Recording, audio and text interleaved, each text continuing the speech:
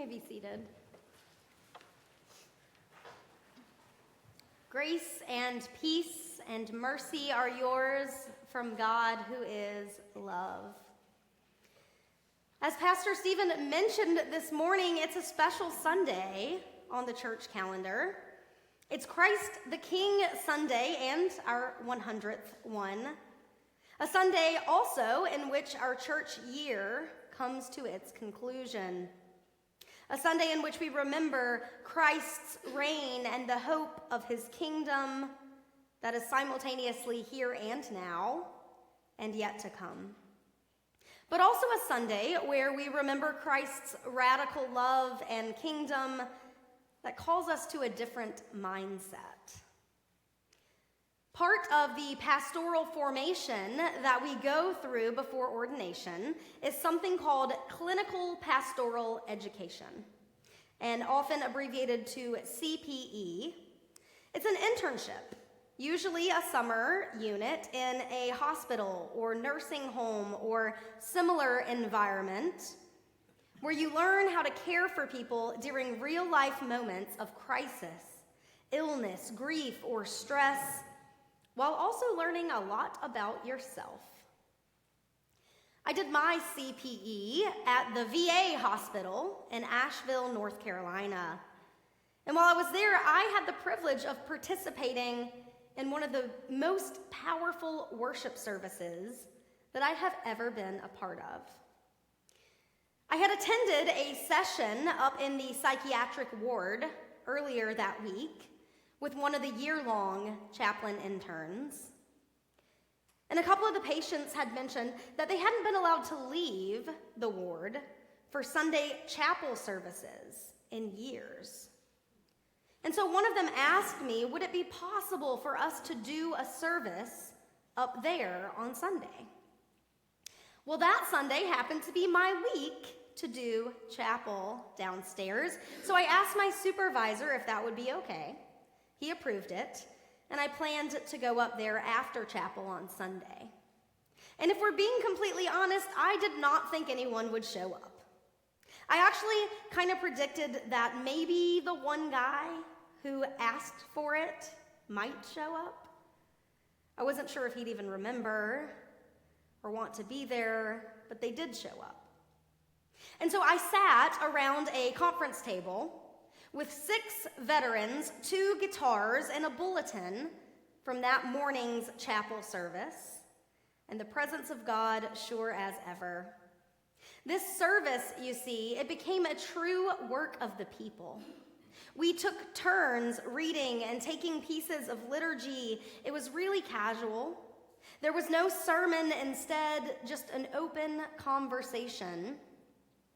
And somewhere along the journey, that conversation became one of deep and holy affirmation, as those gathered began to take turns telling one another the ways in which they had seen God at work in each other there at the hospital. And I will never forget the words of one participant.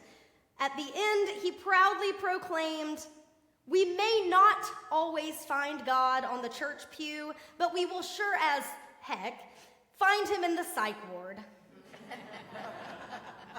And it was true. There, in a space of raw vulnerability, God's presence was so evident.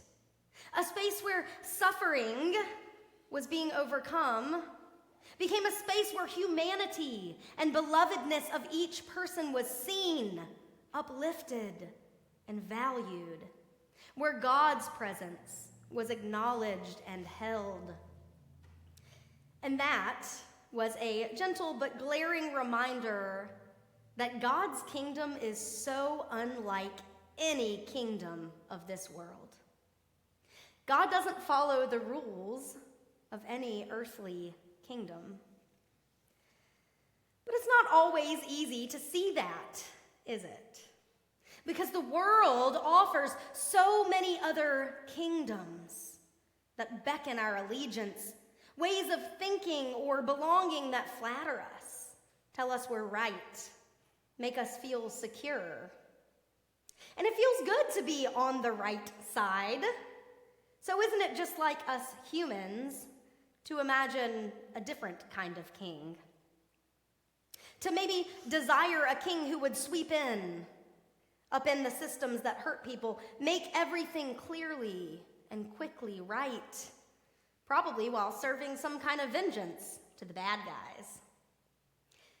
And I'll admit that sometimes I think I would like a king who comes and takes my side, who settles the score, who ends policies and patterns that harm people I love, who shows the other side that they're wrong. But the king that we meet on the cross is not that kind of king. No, instead, his reign is marked by mercy, by a love that includes rather than excludes, by a peace that does not depend on being on the right side. And the thing is, while I might want a king who comes in and proves my enemies wrong, I also have to realize that I'm probably somebody's enemy too. In the summer of 2020, Jonathan and I had just gotten married. Very fun year to get married. And we were living at Lutheran, where I was serving as assistant program director for this strange and very different summer. You all might also remember that the summer of 2020 was a time of extreme division. Emotions were heavy.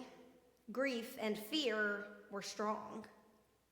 Black Lives Matter protests happened all around. Political tension grew.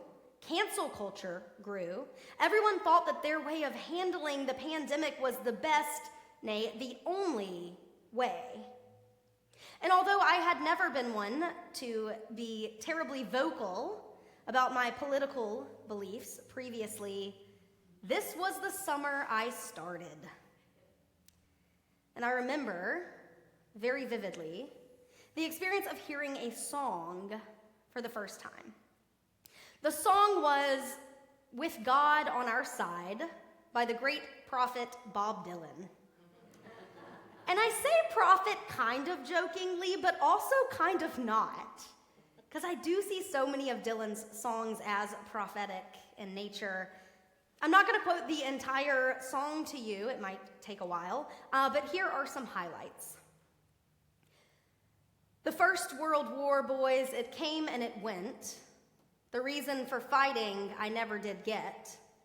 But I learned to accept it with pride. For you don't count the dead when God's on your side. But now we got weapons of chemical dust. And if fire them we're forced to, then fire them we must. One push of the button and a shot the world wide. And you never ask questions when God's on your side. This song really spoke to me at the time. And I loved it because I felt like it gave voice to a lot of the frustration that I was carrying, especially towards what I saw as the other side. It felt like an affirmation in the form of poetry. But the irony is that my own feelings of affirmation did nothing but put God on my side. And so now those same lyrics that once felt like they were backing me up also seem to tap me on the shoulder and call me out too. A reminder of how easy it is for any and all of us to assume that God is on our side and against another, when the truth is that maybe we should all just be on God's side. Today's gospel reading is not a parable. It's not Jesus telling off some Pharisees. No, today's gospel is raw and real and bloody and painful. Jesus hanging on the cross, and yet the first words we hear, forgiveness. Father, forgive them. They know not what they do. Forgive them, the ones who betrayed me and broke my heart. Forgive them, the disciples who fell asleep when I just asked for one simple thing. Forgive them, the ones who cheered, "Let Barabbas go. Let the murderer go, but take Jesus instead." Forgive them, the ones who whipped me until my body was raw and ripped apart. Forgive them, the ones who hammered nails into my body and lifted this torture device that I am hanging from. Forgive them, the ones who gave me vinegar when I begged for a sip of water. Forgive them, the ones who mock me as I hang here in agony. Forgive them. That's outrageous by our standards, right? Like, does this guy have no breaking point? Because if it was me, I think I would have reached mine long ago. But that's who Jesus is. And that's what God's kingdom looks like. It's nonsense to our world's standards. The king who refuses to put anyone on the other side, even as they torture and murder him. The king who meets violence with forgiveness, who turns to a criminal with reassurance that he too will be in paradise. Jesus who meets us in unexpected places and welcomes those who we would simply rather not. Jesus who sits at the table of the psychiatric ward conference room as his kingdom breaks into the world a little bit more. And Jesus who sits at so many other tables, unexpected tables, with unexpected people. Jesus who brings good news for the sinners, the broken, the ones who know that we don't have it all together, and who also brings us good news when we are prideful and think we have it all together. Jesus who prays for those who just don't understand what they're doing. This is Christ, the King. The King who isn't siding with any kingdom of this world, but bringing into this world the ultimate kingdom. The one where everyone belongs, even when none of us actually really get it. The one that continues to exude inclusivity, even as the king hangs bloody from a cross. The one that forgives when it's not remotely easy. So what does this mean for us? Well, it means that we are invited, beloved, into a kingdom that is countercultural, a kingdom that is radically inclusive, and a kingdom that sometimes is really hard to be a part of. Because it means we sit at tables with people who we would maybe rather not. And through prayer, we hope that our hearts change toward them. It means that we never let any kingdom of this world draw us away from the one that truly matters. It means that we show love even in the moments where it feels the most difficult. And so on this 100th Christ the King Sunday, we end our church year. And not with hearts boasting victory or conquest, but with hearts that hold humble hope. Remembering that we belong to a kingdom that cannot be voted in or out. A kingdom that cannot be stopped because it is built on love. Love that forgives even from a cross. Amen.